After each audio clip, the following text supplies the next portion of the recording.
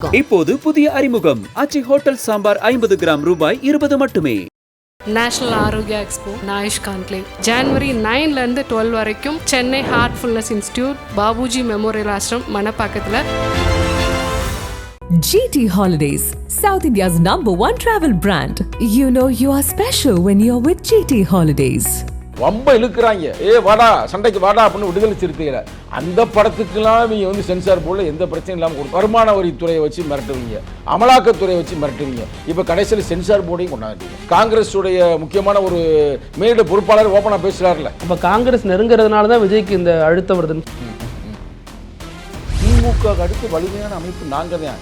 சொல்லப்போனால் 25 சீட்டு எங்களுக்கு தான் கொடுக்கணும், கேட்காம இருக்கணும் அப்படின்றதுக்காக எங்களை பைத்தியக்காரன் நினைச்சிடாதீங்க. காங்கிரஸுக்கு இணையாக எங்களுக்கு இந்த மாதிரி சீட்டு கிடைக்கும். ஏற்கனவே சும்மா இருந்த காங்கிரஸ் தூண்டி விட்டதே நீங்க தான் சொல்றாங்க. இப்போ இதுல அவங்களுக்கு ஈக்குவலா வேற கேட்குறீங்க. உங்க கட்சியில இது வரைக்கும் மாட நடத்திருக்கீங்க, ஆடு இருந்தா தானே அங்கே நடத்த முடியும். அவங்களுக்கு என்ன சிறப்புனா ராகுல் காந்தி ஒரு பெரிய தலைவர் இருக்கிறார். இதை தவிர அவங்கள மக்கள் திரட்சி இல்லை. பிறகு அமைச்சர் பெருமக்கள் சாதி வெறியோடு இருக்கிறார்கள், சாதி புத்தியோடு. ஆணவ படுகொலை தடுப்பு சட்டமா உண்மையிலே வந்து இவங்க தான் முத உருவாக்கணும். அதை நாங்கள் ஒத்துக்கிட்டே நாங்கள் கையெழுத்தும் போடுவோம். அதில் எந்த மாற்று கருத்தும் வெல்வோம் ஒன்றாகன்னு சொல்ற தளபதி ஸ்டாலின் அவர்களால ஏன் செய்ய முடியல? இல்லை எங்கள் தலைவரே என் மேலே நடவடிக்கை எடுத்தாலும் எனக்கு கவலை இல்லை. நக்கீரன் நேயர்களுக்கு வணக்கம். நம்முடன் இணைந்திருக்கும் சிறப்பு விருந்தினர் விசிகாவின் திரு சங்கத்தமிழன். வணக்கம். வணக்கம். ஆதவ அர்ஜுனா மீது அப்படி என்ன பாசம்? அவர் தான் வேண்டான்னு போயிட்டாரு. அப்புறம் இங்கே தான் உனக்கு நான் அவனை சொல்லி கொடுத்தேன், இங்கே உன்னை PhD ஆக்கி விட்டேன், நீ அங்கே போயிட்டு பால்வாடியில் போய் சேர்ந்துருக்கியேன்னு சொல்கிறாரு. இதெல்லாம் ஆதவ அர்ஜுனாவை தான் விசிகா தலைவர் மறைமுகமாக சொல்கிறாருன்னு ஒரு விமர்சனம் போகுது. அவர் தான் போயிட்டார்ல, அவர் மீது என்ன அப்படி ஒரு ஆசை உங்களுக்கு? அதாவது எல்லா அரசியல் தலைவர்களுமே அடுத்த தேர்தலை பற்றி தான் சிந்திப்பாங்க. அவங்களுக்கு பேர் அரசியல்வாதி. எங்கள் ஒரே ஒரு தலைவர் மட்டும்தான், எங்கள் எழுச்சி தமிழர் மட்டும்தான் அடுத்த தலைமுறையை பற்றி சிந்திக்கிறார். தலைமுறை எப்படி இருக்குன்னு அப்படின்ற மாதிரி ஒரு சிந்தனையில் போராடக்கூடிய ஒரு போராளி தலைவர். அந்த வகையில் நீங்கள் நினைக்கிற மாதிரி வெறும் ஆதவ் அர்ஜுனனுக்கு மட்டும் சொல்லப்பட்டது அல்ல, அது ஒரு பொதுவான கருத்து. நேற்று வந்து திருவள்ளூரில் பேசும் பொழுது அந்த நிகழ்வில் அவர் சொல்கிறாரு, படத்திறப்பு விழாவில் பேசுகிறாரு. என்ன சொல்லுகிறார் என்றால் அது முழுமையாக பார்த்தா தான் புரியும். நான் வந்து உங்களை PhD படிக்கக்கூடிய ஒரு மாணவர்களாக உருவாக்கி இருக்கிறேன், ஏன் உங்களை தலைவராக நான் உருவாக்கி இருக்கிறேன். ஆனால் நீங்கள் போய் பால்வாடிக்கு போய் சேர்ந்தீங்கன்னா என்ன அர்த்தம்? உங்கள் இருக்கிற தலைவனுக்கே அங்கே வந்து பால்வாடியில் படித்து கொண்டிருக்கிறார்கள். அப்படி இருக்கும்போது நீங்கள் போவது சரியா முறையா அப்படின்ற மாதிரி ஒரு விளக்கம் கொடுக்குறாரு. அது வந்து குறிப்பாக நீங்கள் நினைக்கிற மாதிரி எதை மனசில் வச்சு நீங்கள் கேட்குறீங்களோ அந்த கட்சிக்கு மட்டுமல்ல, பொதுவாகவே சினிமா நடிகர் பின்னாடி போகலாமா அப்படின்னு கேட்குறாரு. ஆமாம், சினிமா நடிகர்களே இப்போ பல பேர் நடிகர் இருக்கிறாங்க. ஒரு நடிகர் 2 நடிகர். சரத்குமாரை நீ நடிகராகவே ஏற்றுக்க மாட்டீங்களா? ஏன் கமலஹாசன் நடிகரை நீ ஏற்றுக்கொள்ள மாட்டீங்களா? நாமளே சினிமா நடிகர் பின்னாடி தானே போனோம் 2016. அதாவது அவர் வந்த காலத்தில் அவர் வந்து நீங்கள் ஒரு சினிமா நடிகராக, இன்னமும் சொல்ல போனால் சில நடிகையுடைய வயிற்றில் வந்து ஆம்ப்லேட் போட்டுட்டு நீங்கள் வர்றீங்க, முறையாக வாங்க, அரசியலை கற்றுக்கொள்ளுங்கன்னு சொல்கிறோம். அவர் ஏறக்குறைய ஒரு 10 ஆண்டுகளுக்கு பிறகு ஒரு அரசியல் முதிர்ச்சி அடைந்த பிறகுதான் நாங்கள் அவரோட கூட்டணி வைத்தோம். அது ஒரு பெரிய சித்தாந்த ரீதியான திமுக வேணாம் அதிமுக வேணாம் மக்கள கூட்டணி என்று நாங்கள் உருவாக்கினோம். வந்தேமே அவர் ஒன்றும் நாங்கள் வந்து தூக்கி பிடிக்கலை, வந்தேமே அவர் ஒன்றும் நாங்கள் ஒன்றும் வரவேற்கலை. அதை விடுங்க. மொத்தத்தில் திரைப்படத்தில் நோக்கி நீங்கள் போகாதீங்கடா, சினிமாவை பாருங்கள், தப்பு இல்லை. ஆனால் நீங்கள் சினிமா நடிகன் பின்னால் போய்விடாதீர்கள். நான் அடிக்கடி சொல்லுவேன்ல, கஞ்சாவை குடித்தாதே போதை, தண்ணியை அடித்தாதே போதை, சினிமா நடிகர்கள் நடிகைகளை பார்த்தாலே போதை, சிந்திச்சாலே போதை. அந்த போதையில் போய் நாசமாக போகாதீங்க அப்படின்னு தான் நம்ம சொல்கிறோம். அதனால் எங்கள் தலைவர் அடிக்கடி என்ன சொல்லுவார்னா, நான் வந்து தொண்டர்களை உருவாக்க கட்சி ஆரம்பிக்கவில்லை, தலைவர்களை உருவாக்க கட்சி ஆரம்பித்தேன் அப்படின்னு சொல்லி பல தலைவர்கள் நாங்கள் உருவாக்கி இருக்கிறோம். இப்போ ஒரு யதார்த்தமான ஒரு உண்மையை சொல்லுகிறேன், நிச்சயமாக நீங்கள் மறுக்க மாட்டீங்க. காங்கிரஸில் கூட தலைவர் செல்வ பிறந்தகை இருக்காரு. ஆமாம், நிறைய தலைவர்கள் உருவாக்கி விட்டுருக்கீங்க, அவரும் இருக்காரு. பல பேரை நாங்கள் இப்போ உருவாக்கி வச்சிருக்கிறோம்ல. அங்கங்கே போய் அவங்க வேலைகளை சமூகத்திற்காக செஞ்சாங்கன்னா அது சிறப்பு. செய்யவில்லை என்றால் அப்பப்போ அவங்களுக்கு வகுப்பெடுக்க வேண்டிய பொறுப்பு எங்களுக்கு இருக்குது. என்னென்னா இப்போ நீங்கள் பாருங்கள், நிகழ்காலத்தில் பாருங்கள், விடுதலை சிறுத்தையில் இருக்கின்ற எங்கள் தலைவர் வந்து டாக்டர் தொல் திருமாவளவன். டாக்டர்னா நீங்கள் நினைக்கிற மாதிரி டாக்டர் கலைஞர் மு கருணாநிதி ஐயாவுக்கு கிடைத்த மாதிரியோ, இல்லை டாக்டர் புரட்சி தலைவர் கிடைத்த மாதிரியோ, இல்லை டாக்டர் செல்வி ஜெயலலிதாவுக்கு கிடைத்த மாதிரியோ வாங்கப்பட்ட பட்டமல்ல. முழுக்க படித்து, அது சாதாரண படிப்பல்ல.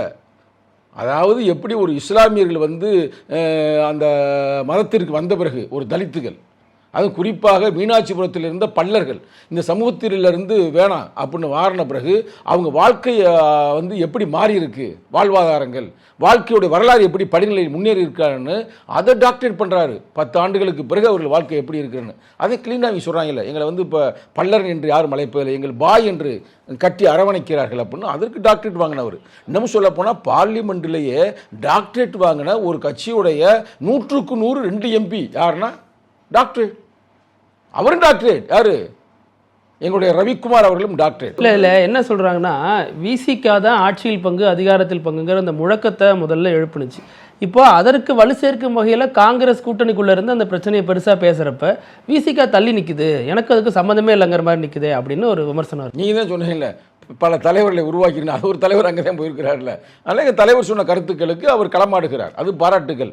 ஆனால் எங்களுக்கு வந்து நாங்கள் தான் அந்த கோட்பாட்டை உருவாக்கினோம், அந்த கோட்பாட்டை எப்பொழுது சொன்னால் அது நடைமுறைக்கு வரும், அந்த காலகட்டத்தில் நாங்கள் இனி சொல்லாமலே அதை நடைமுறைப்படுத்துவோம். நீங்கள் பொறுத்திருந்து பாருங்கள், அதில் மாற்று கருத்து இல்லை. இல்லை கூட்டணிக்குள்ளே என்ன தான் நடக்குது? காங்கிரஸ் விஜய் கூட போகிறதுலே ரொம்ப மும்முரமாக இருக்கிற மாதிரி தெரியுது.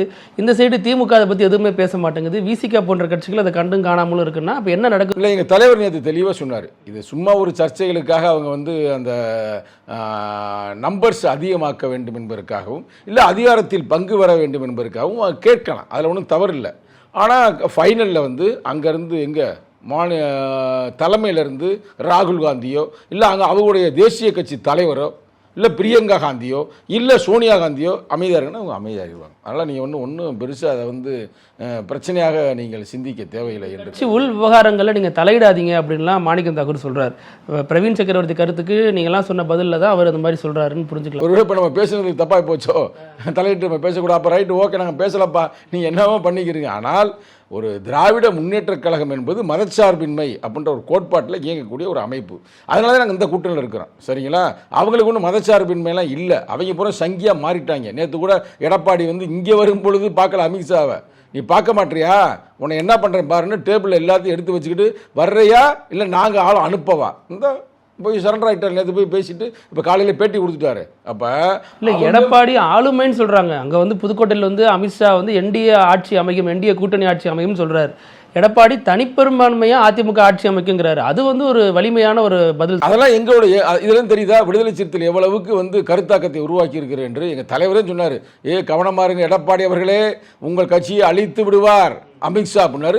அப்போ அந்த கருத்தை உள்வாங்கி அவர் டஃப் கொடுத்துருக்கிறாரு. அப்போ நாங்கள் வந்து இந்த கட்சி தான் இல்லை, தமிழகத்தில் இருக்கிற அனைத்து கட்சிகளையும் குறிப்பாக பாமக பிஜேபி தவிர அனைவருக்கும் நாங்கள் அவர்களை அரசியல்படுத்துகிறோம், அவர்களை வலிமைப்படுத்துகிறோம். ஏங்க தமிழ்நாட்டிலேயே வெளியிலிருந்து ஒரு கட்சி யாருமே பேசலை, அண்ணா திராவிட முன்னேற்ற கழகத்தை பிஜேபி அழித்துவிடும், கவனமாக இருங்கள், எச்சரிக்கையாக இருங்கள் சொன்னமா சொல்லலையா?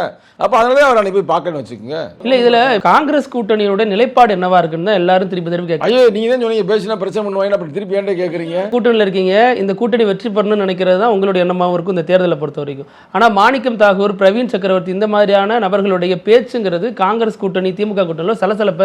அதே நான் யதார்த்தமாக சொல்கிறேன் பிறகு அவங்களுக்காக சொல்லணும், தப்பா எடுக்க வேண்டாம். இப்போ நீ கேட்டதுக்காக நான் சொல்கிறேன். அதாவது இன்னைக்கு வந்து விஜய் வந்திருக்கிறார், ஒரு திரைப்பட நடிகர்.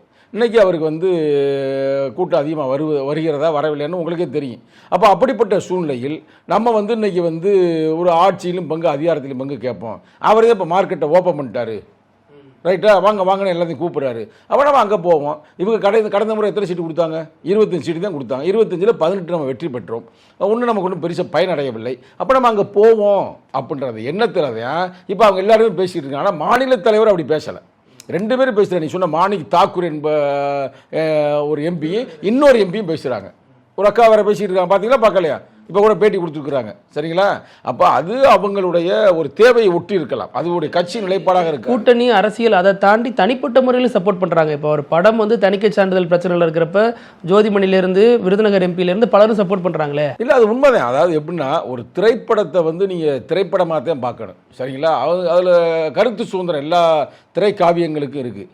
ஆனால் அதை வந்து இப்போ வந்து ஒரு காலத்தில் வந்து நீங்கள் வந்து சிபிஐ வச்சு மிரட்டுவீங்க, அங்கே மேலே இருந்து சிபிசிஐடி இங்கே இருக்கிற மாதிரி அங்கே வந்து சிஐடியை வச்சு மிரட்டுவீங்க, வருமான வரித்துறையை வச்சு மிரட்டுவீங்க, அமலாக்கத்துறையை வச்சு மிரட்டுவீங்க. இப்போ கடைசியில் சென்சார் போர்டையும் கொண்டாந்துட்டீங்க. அது செய்யக்கூடாது. அதை வந்து எப்படின்னா நீங்கள் படத்தை படமாக பாருங்கள். அது ஏன் அவங்க வந்து ஏற்கனவே கொடுத்துருக்குறாங்க படத்தை ரெடி பண்ணி, அந்த படத்துக்கு வந்து நீங்கள் சென்சார் போர்டு இதுவரைக்கும் வழங்காமல் இருந்து இப்போ 9ஆம் தேதி அவங்க படத்தை ரிலீஸ் பண்ணுறதா, நாளைக்கு ரிலீஸ் பண்ணதா அவருடைய திட்டம். அப்போ திட்டத்தில் ஏறக்குறைய 500 கோடிக்கு மேலே முதலீடு பண்ணியிருக்கிறார்கள். பல பேருடைய உழைப்பு அதுக்குள்ளே இருக்குது. சரிங்களா? அப்போ அதை நீங்கள் வந்து தடுக்கிறீர்கள் என்றால் அப்போ இது ஒரு வகையான மிரட்டல் தான். எப்படி எடப்பாடியை வந்து மகன் மேலே பிரச்சனை இருக்குது, உன் சம்பந்தி மேலே பிரச்சனை இருக்குது, உன் கட்சிக்குள்ளே பிரச்சனை இருக்குது அப்படின்னு அங்கே மிரட்டி இன்றைக்கி அவர் ஒரு வழி கொண்டு வந்த மாதிரி, விஜயை வந்து நீ 500 கோடிக்கு படம் போட்டிருக்கியா, அவன் படத்தை பிளாக் பண்ணி போடுவோம், படத்தை வெளிவிடாமல் செஞ்சு விடுவோம் அப்படின்னு ஒரு வகையான மிரட்டுகிறார்கள் அப்படின்னு செய்தி கிடைக்கல. ஆர்எஸ்எஸ்ஸின் பிள்ளை அப்படின்னு விஜயை சொல்லியிருந்தாரு, சீமானையும் சொல்லியிருந்தாரு. இப்போ விஜயை நீங்கள் அப்படி பொருத்தி பார்க்க முடியுமா? இப்போ கொடுக்குற ப்ரெஷர் எல்லாம் பிஜேபி தானே கொடுக்குது. ஒரு பக்கம் சம்மன் வருது சிபிஐலேருந்து, இன்னொரு பக்கம் அவர் படத்துக்கு தணிக்கை சான்றிதழ் பிரச்சனை பண்ணுறாங்க. இதை எப்படி பார்க்குறீங்க? அதுதான் எங்கள் தலைவர் சொன்னதுக்கு பிறகு கொஞ்சம் ஒரு டப்பாக கொடுத்துருக்கலாம். ஐயா நம்மளை போய் அண்ணனே அப்படி சொல்கிறாரு. இப்போ அரசியலெல்லாம் கடந்து ஒரு நட்பு எங்கள்கிட்ட இருக்குன்னு வச்சுங்களேன். என்ன அப்படி அண்ணன் வந்து நம்மளை வந்து சங்கி பயலே அப்படின்ற மாதிரி கேவலமாக பேசிட்டாரு, இனிமேல் நம்ம அப்படி இல்லை அப்படின்றக்க கூட அவர் டப்பை கொடுத்துருக்கலாம். கொடுத்தனால திடீர்னு வந்து அதற்காக அதுவே ஒரு காரணமாக கூட இருக்கலாம். போய் சரண்டர் ஆகாமல் கூட இருக்கலாம், அவருடைய ஃபோனை எடுக்காமல் இருக்கலாம். எங்களுக்கு கிடைத்த செய்தி வந்து இவர் கொஞ்சம் நான் ஒத்து போக மாட்டேன், நான் காங்கிரஸ்னு சேர்க்க போகிறேன். ஏன்னா காங்கிரஸுக்கு வந்து இப்போ தேர்தல் வந்து எங்கே கேரளா, கர்நாடகா, ஆந்திரா, தெலுங்கானா அங்கெல்லாம் வருதில்ல. அப்போ அங்கிட்டலாம் வந்து ஓரளவுக்கு இவருக்கு வந்து ரசிகர் இருக்காங்களாம்.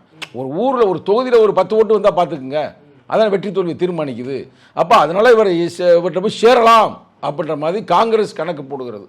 இவர் அதற்கான சில ஓப்பனிங் பண்ணுறாரு. ஏன்னா அவங்க காங்கிரஸுடைய முக்கியமான ஒரு மேலிட பொறுப்பாளர் ஓப்பனாக பேசுகிறார்ல. அப்போ காங்கிரஸ் நெருங்கிறதுனால தான் விஜய்க்கு இந்த அழுத்தம் வருதுன்னு அப்படி நம்ம கன்சிடர் பண்ணலாம். இது மட்டும் நம்ம சொல்ல முடியாது, அதுவும் ஒரு காரணமாக இருக்கலாம். அப்போ நான் என்ன நினைக்கிறேன்னா, எங்கள் தலைவர் நீயும் சங்கின்னு சொன்னால 2 பேரையுமே, ஐயோ நம்மளை சங்கின்னு சொல்லிட்டாங்களே, நம்மளே ஜோசப் விஜய் நம்ம எப்படி சங்கி அப்படின்றக்காக அவர் வந்து தனது உண்மையான முகத்தை கூட காட்டியிருக்கலாம். அதனால அவங்க கோவப்பட்டிருக்கலாம். அப்போ விஜய் பாஜகவோட பி டீம் அல்லது பாஜகவை ரகசியமா வேலை பார்க்குறாரு அப்படின்னு நம்ம வாதம் அடிபட்டு போயிடுது இல்லை? இங்கே வாதம் வந்து இருந்த காரணத்தினால நாங்கள் சொன்னோம். ஒருத்தருக்கு வந்து இப்போ கொரோனா வந்துருச்சு அப்படின்னு சொல்கிறோம். உடனே அவர் ஊசி போட்டு சரியாயிட்டாரு. ஒரு கொரோனா வந்தவர் அப்படின்னு சொல்ல முடியுமே தவிர கொரோனாவில் இப்போ பாதிக்கு இருக்கிறான்னு சொல்ல முடியாது. மீண்டெழுந்து வந்து கொரோனா வந்தவர் தான், இப்போ கொரோனாவில் இருக்கிறவர் கிடையாது. இல்லை, மீண்டெழுந்து வந்து விட்டார் அப்படின்றக்காக தான் இவளை நெருக்கடியை கொடுக்கிறார்கள். அவரை நெருக்கடி கொடுப்பது தவறு என்று சங்கத்தமிழ் இந்த நேரத்தில் நான் சொல்கிறேன். பாஜக பிடியிலிருந்து விஜய் வெளியேறிட்டாரா அப்படி எடுத்துக்கலாம்? அதாவது வெளியேறி விட்டாரா வெளியேறவில்லையா என்பதை நீ கடந்த அடுத்தடுத்த மூவை வச்சு தான் நம்ம பார்க்க முடியும். இப்போ திடீர்னு நம்ம முடிவு பண்ண முடியாது. இப்போ இருக்கிற பொசிஷனில் வந்து ஒரு திரைப்படத்திற்கு யார் ஸ்டேட் கவர்மெண்ட் கொடுக்கறது இல்லை, கொடுக்கறது சென்ட்ரல் கவர்மெண்ட். இப்போ நல்லா பாருங்களேன், பேசுவோம். நம்ம மோகன்ஜி ஸ்டேட் கவர்மெண்ட் ஒரே ஒன்று சொல்லிக்கிறேன், மோகன்ஜி சத்திரியின் படம்லாம் நீங்கள் பார்த்துருப்பீங்க. அதுக்கு வம்ப இழுக்கிறாங்க, வாடா சண்டைக்கு வாடா அப்படின்னு விடுதலை சிறுத்தைகளை. அந்த படத்துக்கெல்லாம் நீங்கள் வந்து சென்சார் போர்டில் எந்த பிரச்சனையும் இல்லாமல் கொடுத்தாங்க. நாங்களாம் கொடுக்கக்கூடாதுன்னு சொன்னோம், ஆனால் கொடுத்து பிரச்சனை வளர்த்தாங்க. ஆனால் அந்த படத்தை நடித்த நடிகையே காரி துப்பிட்டு போயிடுச்சு. அந்த படத்துக்கு பாடின ஒரு நடிகையே பாடகி அதுவும் இப்போ காரி துப்பி கொண்டு இருக்கிறது. சரிங்களா? அவங்க எல்லாம் கொடுக்குறாங்க. இப்போ இவருக்கு வந்து என்ன பிரச்சனை, ஏன் கொடுக்க தடுக்கிறாங்க அப்படின்றது ஒரு நியாயமான கேள்வி தானே. நீ அதுக்காக உடனே விடுதலை சிறுத்தைகள் விஜய்க்கு ஆதரவு அப்படின்ற மாதிரி நீ போட்டுறக்கூடாது. அவர் அதை ரெடி பண்ணி வச்சு கரெக்டாக அதை நீ போட்டுறாதீங்க. நான் இந்த சென்சார் போர்டு இப்படி செய்து அவரை மிரட்டுவது தப்புன்னு நான் சொல்கிறேன். இப்போ அதிமுக இத்தனை நாள் வரைக்கும் பலகீனமாக இருக்குது அப்படிங்கிற ஒரு பார்வை இருந்துச்சு, கூட்டணியில் யாருமே சேர மாட்டேங்கிறாங்கன்னு. இப்போது அதிமுகவில் பாமக அன்புமணி ராமதாஸ் அவர் தலைமையிலான அணி வந்து சேர்ந்துருக்கு. அதுக்கடுத்து எடப்பாடி டெல்லிக்கு போகிறாரு, இனிமேல் இன்னும் கூட்டணியை வலுப்படுத்த போகிறோம், நிறைய பேர் சேர போகிறாங்க அப்படிலாம் சொல்கிறாரு. இப்போது திமுக கூட்டணிக்கு இது அச்சம் தரும் வகையில் தான் இருக்குது. திராவிட முன்னேற்ற கழகத்திற்கு எந்த வகையான சிக்கலுமே இல்லைங்க. எங்கள் கூட்டணி வந்து அப்படியே இருக்குது. பொதுவெளியில் காங்கிரஸ் திமுகவும் இந்த அடி அடிச்சுக்கிறாங்க. நீங்கள் அது காங்கிரஸுடைய தலைவர் என்ன சொல்கிறாரு தாங்க மெயின். இப்போ நானே இருக்கிறேன், இப்போ சங்கத்தமிழில் இருக்கிறேன். இப்போ நானே வந்து சில நேரங்களில் சர்ச்சையாக பேசுகிறேன்னா இல்லையா, ஓப்பனாகவே எங்கள் தலைவரே என்னை கூப்பிட்டு என்னை வான் பண்ணியிருக்கிறாரு. நான் இல்லைன்னா சொல்கிறேன், மறைச்சி பேசுகிற ஒன்றும் இல்லை. அப்போ என்னுடைய கட்சியோட கருத்தாக இருக்காதில்ல. இப்போ கூட நான் இன்றைக்கி வந்து வெல்வோம் ஒன்றாக அப்படின்னு வந்திருக்கு ஒரு விளம்பரம். பார்த்ததுமே நான் ஓப்பனாக சொல்கிறேன், நான் ஒரு விடுதலை சிறுத்தை பண்ண பேசலை, ஒரு தலித்து உடைய வழிகளை சுமந்தவனாக சொல்கிறேன். ஒன்றாக எங்கே இணைஞ்சிருக்கிறேன் நீ சொல்லுங்கள் பிரதர். நான் பிறந்த மேலூர்லேயே இன்னமும் வந்து அந்த சேரிக்கு வந்து பிறந்தவர்கள் தூக்கி போகிற அந்த சுடுகாட்டு பாதை இல்லை, தனி சுடுகாடாக இருக்குது. ஒரு எடுத்துக்காட்டு. இதுமாதிரி நான் அடுக்கிக்கிட்டே போனேன்னா பல விஷயம் இருக்குது. இதை தொடர்ந்து பேசுவதாக கூட என்னை குற்றவாளியாக கூட சொல்லலாம். ஆனால் இது வந்து தேர்தலை ஒன்றும் பாதிக்காது. நான் அதுக்கு தான் ஒரு எடுத்துக்காட்டு. இது எங்களுடைய வழி. அதுக்காக இப்போ வந்து நாங்கள் வந்து பஞ்சம் நிலங்களை மீட்டெடுக்க வேண்டும், அதாவது ஆணவ படுகொலை தடுப்பு சிறப்பு சட்டத்தை உருவாக்க வேண்டும், டாஸ்மார்க் இழுத்து மூட வேண்டும் நாங்கள் சொல்கிறோம்ல. சங்கத்தமிழ் சொல்லிக்கிட்டு தானே இருக்கிறேன், எங்கள் தலைவர் சொல்கிறாருல்ல. ஆனால் இப்போ அடுத்து நாங்கள் தாண்டா முதல்வர் அப்படின்னு சொல்கிற விஜயோ, நான் தாண்டா முதல்வர்னு சொல்கிற எடப்பாடி எங்கேயாவது இதை சொல்லியிருக்காரா? சொல்லுங்களேன், நேர்மையாக பேசுவோமே. அவ்வளோ வழியை சுமந்து கொண்டு தான் நாங்கள் இந்த அரசியல் நிற்கிறோம். ஆனால் நாங்கள் பேசுகிறனாலேயே எங்களுக்கு அவங்களுக்கும் பிரச்சனை ஆயிரும். அதனால் ஓட்டு தலித்து ஓட்டு வராதுன்னு நம்ம சொல்ல முடியாது. எங்கள் வழியை நாங்கள் சொல்கிறோம், அதற்கான ஒரு நல்லது நடக்கும்னு நினைக்கிறேன். இன்னும் கூட திருப்பி சொல்லிட்டேன், பல முறை சொல்லிட்டேன். அவர் வெல்வோம் ஒன்றாகன்னு சொல்கிறாரு. இதை நேரடியாக நான் தமிழக முதல்வர் தளபதி ஸ்டாலினுக்கே நான் அந்த கோரிக்கை வைக்கிறேன். நான் அங்கங்கெல்லாம் வைக்கல. நான் 2020 நான் துபாயை விட்டு மொத்தத்தில் நான் இங்கே வந்தேன். கொரோனா காலம் இருக்குது பார்த்தீங்களா. நான் சொல்கிற முக்கியமான வரலாறு, நீ தயவு செய்து பதிவு பண்ணுங்கள், கட் பண்ணி விட்றாதீங்க, சரிங்களா? நான் ஊரில் இருக்கும்போது, என் ஊர் மேலூர் சிட்டியில் இருக்குது. தலித் இளைஞர்கள்லாம் சென்னாராம்பட்டி மேலாவளவிலேருந்து என்ற ஒரு மனு கொடுத்தாங்க. அந்த மனுவில் என்ன கொடுத்தாங்கன்னா, எங்கள் ஊரில் செத்து போனவனை தூக்கிட்டு போகிறதுக்கு பாதை இல்லைங்க, சிக்கலாக இருக்குங்க அப்படின்னு. நான் நம்பவே இல்லை நெறியாளர் அவர்களே. நான் பார்த்து அதிர்ச்சியப்பட்டேன். ஏன்னா நம்ம துபாயில் இருக்கிறோம், அங்கே ஒரு இந்து செத்து போனாலும் கூட அந்த இஸ்லாமியருக்குன்னு இருக்கும் பார்த்தீங்கன்னா அங்கே புதைக்க விடுவாங்க. நம்ம சடங்குலாம் செஞ்சுக்கலாம். ஏன்னா சில நண்பர்கள் எனக்கு இறந்து போனாங்க கொரோனாவில், நானே போனேன்னே. அந்த இஸ்லாமியர்கள் இருக்கிற அந்த பகுதியில் இஸ்லாம் கண்ட்ரியிலேயே நீங்கள் ஒரு இந்துவாக இருந்தால், ஒரு கிறிஸ்துவராக இருந்தால் உங்களுடைய சிஸ்டத்திலே புதைச்சிக்கலாம். ஏன்னா நம்ம தமிழ்நாடு இவ்வளவு வளர்ந்துருக்கு, நம்ம தலைவர் வேறு நல்லா ஒரு பெரிய லீடராக இருக்கிறாரு. ஏன்னா நான் ஃபுல்லாக நான் இருந்துருப்பேன் 25 வருஷம் துபாய், எனக்கு தெரியாது, படித்து முடிச்சும் போயிட்டுன்னு வச்சுங்களேன். அது எப்படி இப்படி இருக்குங்க கிராமத்தில் நம்பலைங்க. நான் சொல்கிற 100 உண்மைங்க. எங்கள் தலைவருக்கு நான் ஃபோன் பண்ணி சொல்கிறேங்க. எங்கள் தலைவரே சொன்னார் அப்படிலாம் இருக்கிறதுக்கு வாய்ப்பு இல்லை, நல்லா செக் பண்ணு அப்படின்றாரு. நான் திருப்பி அந்த ஊரில் போய் நான் செக் பண்ணுறேன் பிரதர். செக் பண்ணி ஃபுல்லாக பார்த்தேன். உண்மையிலேயே சுடுகாட்டுக்கு போவதற்கான பாதை இல்லை. எங்கே? மேலாவளவு சின்னகரம்பட்டி. அதை வன்கொடுமை அடைஞ்சு பார்த்தீங்களா, 6 பேரை வெட்டினாங்க பாருங்கள், 2 பேரை போட்டு தந்தாங்க பாருங்கள் 97 அந்த ஊரில். அப்புறம் இதெல்லாம் எடுத்துகிட்டு போய் நாங்கள் மனுவாக கொடுக்குறோம் கலெக்டர்கிட்ட. நான் சொல்கிறேன் 2020 பிரதர், எங்கள் தலைவர் சொல்லி எங்கள் தலைவர் லெட்டர் பேரில் எழுதி போய் கொடுக்குறோம். கொடுத்தது எப்போ? 2020. அப்போ அப்போ இருந்த அமைச்சர் பேரேஸ்வரன்ல அமைச்சர் இல்லை, இப்போ அமைச்சராக இருக்கிறாரு மதுரைக்கார், உங்களுக்கு யாரும் தெரியுது, மூர்த்தி தான், மாண்பு மூர்த்தி அவர்களே. என்னோட எல்லாளன்ட்டு என்ன சொல்கிறாருன்னா, கவலைப்படாதீங்க, அடுத்த நம்ம ஆட்சி வந்தவர் இதற்கு தீர்வு எடுப்போம்ன்றாரு. இது ஏடிஎம்கெலாம் அவங்க செய்யாது அப்படின்னு சொல்கிறாரு. அதே மாதிரி அவங்க செய்யலை, நாங்கள் நம்பி இருந்தோம்ங்க. இப்போ இது என்ன நடக்குது? 2000 எந்த வருஷம்? 26. இது வரைக்கும் தீர்வு கிடைக்கலங்க, இது வரைக்கும் பாதை இல்லைங்க. எங்கள் தலைவரே கலெக்டர்கிட்ட பேசிட்டாரு. நாங்கள் நான் செஞ்சேன், சரி இது நடக்க மாட்டேங்குது, நம்ம கோர்ட்டுக்கு போவோம்னு கோர்ட்டில் போனோம். கோர்ட்டு நீதிமன்ற தீர்ப்பே கொடுத்துருச்சு, அந்த சுடுகாட்டுக்கான பாதையை நீங்கள் உருவாக்கி கொடுங்கன்னு. செய்யலை. அவமதிப்பு வழக்கும் போட்டோம், கோர்ட்டு அவமதிப்பு வழக்கம் இது வரைக்கும் செய்யலை. இப்போ இதிலிருந்து நாங்கள் இது பார்க்க வாயை மூடி கிடக்க முடியல, தொடர்ந்து நாங்கள் போராடி கொண்டு தான் இருக்கின்றோம். இது ஒன்று தான் பிரச்சனை பார்த்தா, நீ உங்கள் நக்கீரனில் உங்கள் எடிட்டர்கிட்ட கேளுங்களேன். தமிழ்நாட்டில் ஏறக்குறைய 1000க்கு மேலான பகுதிகளில் சுடுகாட்டுக்கு செல்வதற்கான பாதை இல்லை. போன வாரம் கூட இது பக்கத்தில் சீர்காழி பக்கத்தில் ஒரு பிரச்சனை, நானே அது பேசியிருக்கிறேன். அப்போ இவ்வளவு சிக்கல்கள் இருந்தும் கூட நாங்கள் இப்போ வெல்வோம் ஒன்றாகன்னு சொல்கிற தளபதி ஸ்டாலின் அவர்களால் ஏன் செய்ய முடியலை? உங்களுக்கு என்ன புரியுதா? அப்போ கட்டமைப்பு அப்படி இருக்குது. இதைத்தான் அண்ணன் குளத்தூர் மணி அவர் அரசியல் கட்சி தலைவரில் ஒரு பெரிய லீடர், அவர் என்ன சொன்னார்? அவர் தெளிவாக சொன்னார், தளபதி ஸ்டாலின் சரியா இருக்கிறாரு, ஆனால் அமைச்சர் பெருமக்கள் சாதி வெறியோடு இருக்கிறார்கள், சாதி புத்தியோடு இருக்கான்னு சொன்னாங்களா சொல்லலையா? நீங்களும் பார்த்தீங்களா பார்க்கலையா? அப்போ இவ்வளவு பிரச்சனை பூரா நாங்கள் கொட்டுறோம்ல, வருத்தப்படுறோம்ல. அப்போ அதுக்காக நான் கூட்டி விட்டு வெளியே போனோமா? அப்போ இதை விட பெரிய பிரச்சனை என்ன இருக்குன்னா, இந்த சாதி பிரச்சனையை விட மத ரீதியான பிரச்சனை நிறையா இருக்குது. இந்த நாட்டுடைய பொருளாதாரத்தையே வீழ்ச்சியை உருவாக்கக்கூடிய பிரச்சனைகள் இருக்கிறது. ஆகையால் தான் இப்போ இவங்க நான் ஓப்பனாக பேச முடியல. இப்போ நான் கூட்டணி இருந்தாலும் தளபதி ஸ்டாலின் அவர்களே, நீங்கள் எப்படி வெல்வோம் ஒன்றாக என்று போட்டீர்கள், எங்கள் மக்களுக்கு பாதுகாப்பு இல்லை. நீங்கள் தான் சட்டமன்றத்தில் சொன்னீங்க, அதாவது பெர்க்யூர்மெண்ட் டிபார்ட்மெண்ட்டில் 5 விழுக்காடு நான் SC STக்கு ஒதுக்குறேன்னு சொன்னீங்க. ஆனால் இதுவரைக்கும் இம்ப்ளிமெண்ட் பண்ணலை, இதுவரைக்கும் பண்ணலை பிரதர். அதே மாதிரி BWD இருக்குது பார்த்தீங்களா, அதில் தலித்துகளுக்கான ஒரு ஒதுக்கீடு இருக்குது. எங்கே? உத்தரப்பிரதேசத்தில் இருக்குது. காசு அதனால் உத்தரப்பிரதேசம் மட்டும் இல்லை, வெஸ்ட் பெங்காலையும் இருக்குது, எல்லா மாநிலத்திலும் இருக்குது, ஏறக்குறைய ஆந்திராலையும் இருக்குது. ஆணவ கொலை தடுப்பு சட்டமும் அப்படிதான். ஆணவ படுகொலை தடுப்பு சட்டம்னா உண்மையிலே இவங்க தான் முத உருவாக்கணும். அதெல்லாம் நீங்கள் தொகுதி உடன்படிக்கைக்கு முன்னாடி இதெல்லாம் ஒரு கண்டிஷனாக வைப்பீங்களா? அழகாக நீங்கள் போட்டீங்க. உங்களுக்கு நான் நன்றி சொல்கிறேன் நெறியாளருக்கு. இந்த தருணத்தில் நாங்கள் சொல்ல விரும்புவது என்னவென்றால், வருகின்ற தேர்தல் அப்படி இருக்காது.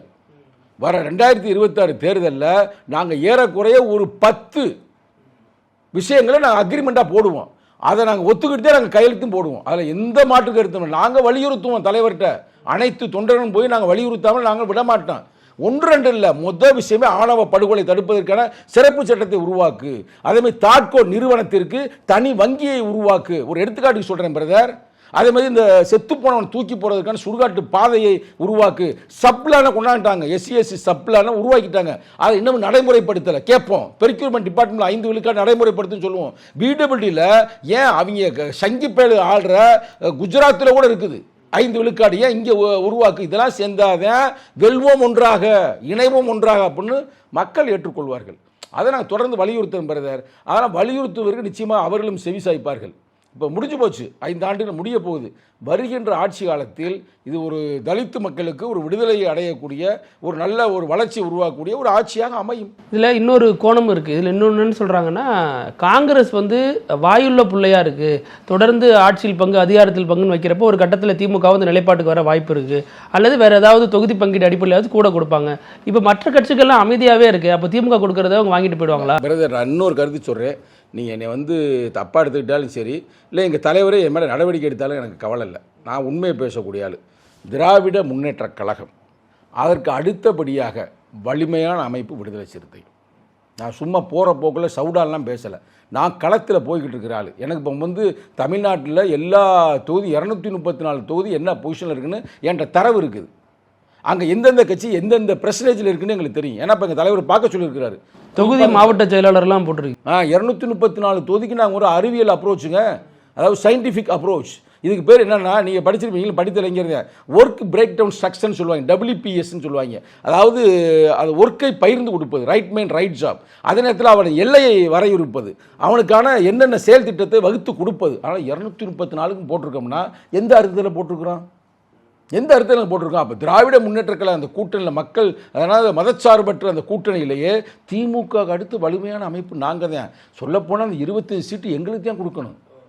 உண்மையிலே அவங்களுக்கு அதுக்கடுத்து எத்தனை கொடுக்குறோம் அது வேறு பிரச்சனை. ஆனால் நாங்கள் கேட்காம இருக்கிறோம் அப்படின்றதுக்காக எங்களை பைத்தியக்காரன் நினச்சிடாதீங்க. கேட்காம இருக்கிறனால நாங்கள் வந்து ஊமையாக இருக்கிறோம்னு நினச்சிடாதீங்க. கேட்காம இருக்கிறனால நாங்கள் பலவீனமாக நினச்சிடாதீங்க. நாங்கள் கேட்பது நிச்சயமாக தளபதி ஸ்டாலினுக்கே புரியும். நீ எழுதி வச்சுக்கிறீங்க, காங்கிரஸுக்கு இணையாக எங்களுக்கு இந்த முறை சீட்டு கிடைக்கும். அதுதான் உங்களுடைய திட்டமாகவும் இருக்குது. திட்டம் இல்லை பிரதர், இதுதான் யதார்த்தம். நீங்கள் வந்து அதாவது ஏற்கனவே சும்மா இருந்த காங்கிரஸ் தூண்டி விட்டதே நீங்கள் தான் சொல்கிறாங்க. இப்போ இதில் அவங்களுக்கு ஈக்குவலாக வேறு கேட்குறீங்க. நாங்கள் யாரையும் தூண்டி விட தேவையில்லைங்க. காங்கிரஸுக்கு இப்போ என்னன்னா ஒரு ஆப்ஷன் இருக்குங்க, அதைத்தான் சொல்கிறேன்.